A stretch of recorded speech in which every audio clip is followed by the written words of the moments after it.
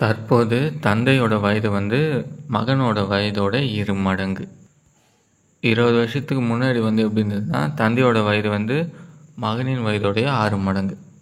இது எப்படி நம்ம டயக்ராமில் போடலாம். இப்போ வந்து எவ்வளோவா, மகனோட வயதை விட 2 மடங்கு. இப்போ மகன் ஒன்றுனா தந்தைன்னு இதோடைய 2 மடங்கு இல்லையா.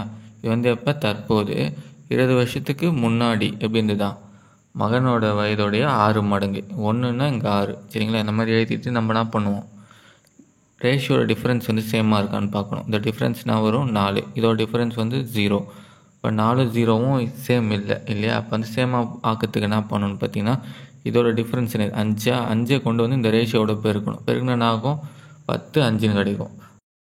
அதுக்கப்புறம் இதோட டிஃப்ரென்ஸ் பார்க்கணும். பார்த்தா 1, இந்த 1 கொண்டு போய் மேலே ரேஷியோட பெருக்கினா வரும், அதே தான் வரும், 6 1ன்னு இருக்கும். இப்போ பார்த்தீங்கன்னா டிஃப்ரென்ஸ் வந்து சேமாக இருக்கும், 4 சேம் ஆச்சு. அதுக்கப்புறம் நம்ம என்ன பண்ணுவோம், இந்த 4 பங்கு தான் 20ன்னு எடுத்துக்கணும். 4 பங்கு 20னா ஒரு பங்குன்னு 5. கேள்வி என்ன கேட்டுக்கிறாங்க, தற்போது 2 பேருடைய வயசு தான் வந்து கேட்டுக்கிறாங்க.